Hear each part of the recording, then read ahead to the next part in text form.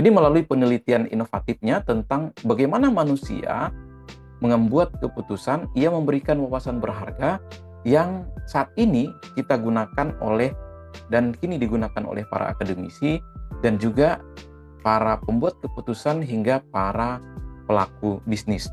Nah, sebagai perintis di bidang ekonomi perilaku atau behavior finance, maka Kahneman ini tidak hanya menggali aspek psikologis di balik pengambilan keputusan, tetapi juga dalam hal menghubungkannya dengan bagaimana manusia berinteraksi dalam hal ekonomi.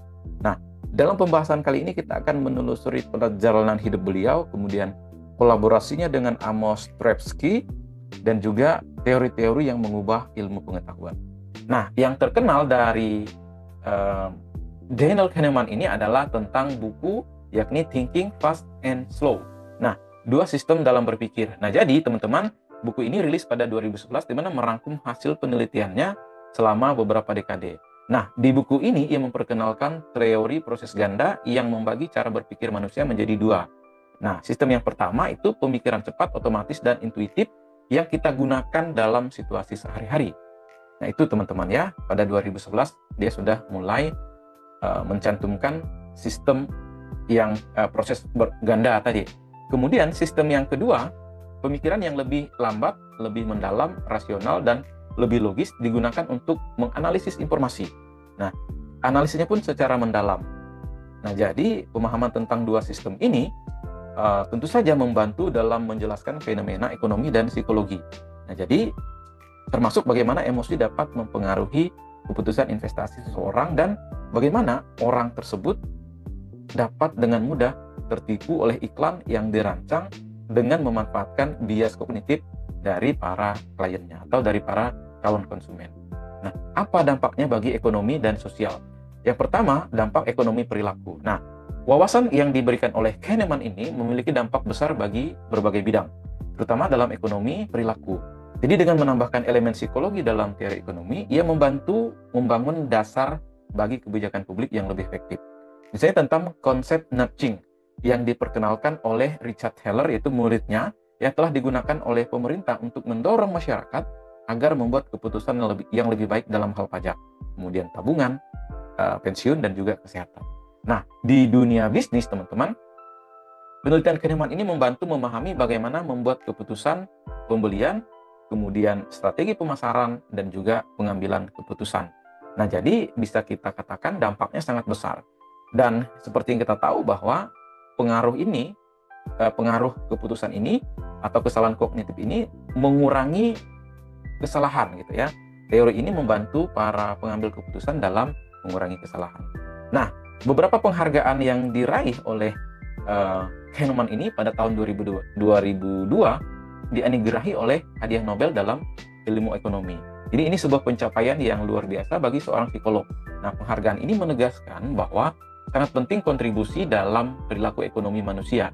Nah, selain itu, teman-teman, hal ini juga menandakan bahwa si Kahneman ini menerima berbagai penghargaan akademik gitu ya, di mana penghargaan akademiknya ini untuk penghargaan yang bergengsi, hingga usia lanjutnya dia tetap melakukan penelitian. Jadi seperti itu. Nah, oke. Jadi sebagai warisannya teman-teman, kita melihat yang tetap hidup untuk saat ini, di mana kalau kita lihat warisannya ini tetap hidup di dunia akademik dan praktisi yang mencerminkan dedikasinya sepanjang hidupnya terhadap pemahaman tentang perilaku manusia. Nah, jadi ketiga hal ini teman-teman memberikan kita wawasan bahwa sebuah keputusan itu sangat dipengaruhi oleh perilaku manusia. Nah, jadi penelitiannya ini tentang atau menyoroti betapa rentannya manusia terhadap bias kognitif. Nah, jadi teman-teman, bagaimana keputusan kita sering dipengaruhi oleh faktor-faktor yang tidak sepenuhnya rasional. Nah, dengan menggali lebih dalam, tentu saja bagaimana kita menilai risiko, kemudian membuat pilihan dan memproses informasi.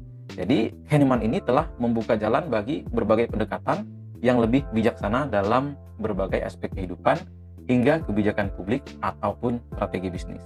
Nah, kemudian warisan keduanya adalah tentang karya monumentalnya seperti Thinking Fast and Slow tadi. Nah, ini menjadi panduan kita dalam memahami dinamika pemikiran manusia. Nah, konsep ini seperti heuristik, bias kognitif, dan teori prospek ini menjadi dasar atau landasan bagi studi tentang ekonomi perilaku dan psikologi kognitif.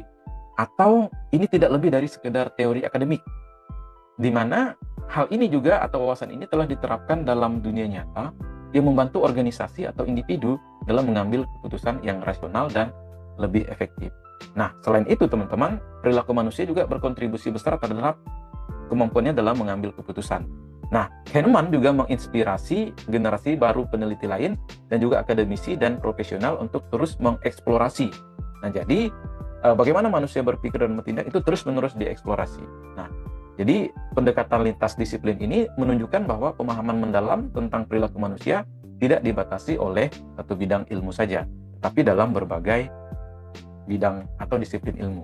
Nah, jadi di tengah kompleksitas dunia yang modern, warisan intelektual Kahneman ini tetap relevan dengan mengajarkan kita untuk lebih sadar akan bias kognitif dan keterbatasan pemikiran kita sendiri. Nah, jadi hal ini memberikan kita alat yang berharga bagi kita dalam pengambilan keputusan yang lebih baik. Nah, oleh karena itu teman-teman, pengaruhnya akan terus kita rasakan dalam berbagai aspek kehidupan. Nah, jadi baik di ruang kelas hingga di ruang rapat atau di dunia akademik hingga kebijakan publik, tentu saja hal ini akan menjadi wawasan yang terus-menerus dihargai. Nah, sebagai kesimpulan teman-teman, bahwa Daniel Kahneman ini adalah pemikir yang mengubah cara kita dalam memahami pemikiran manusia.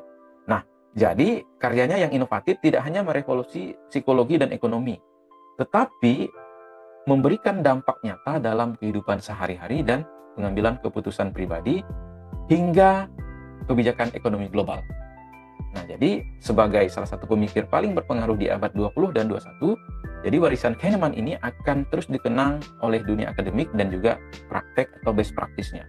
Nah, ide-idenya akan tetap relevan dalam memahami bagaimana manusia berpikir secara logik dan merasa dan bertindak, sehingga menjadikan beliau ini sosok yang tak tergantikan dalam sejarah ilmu pengetahuan, baik itu psikologi maupun bidang ekonomi.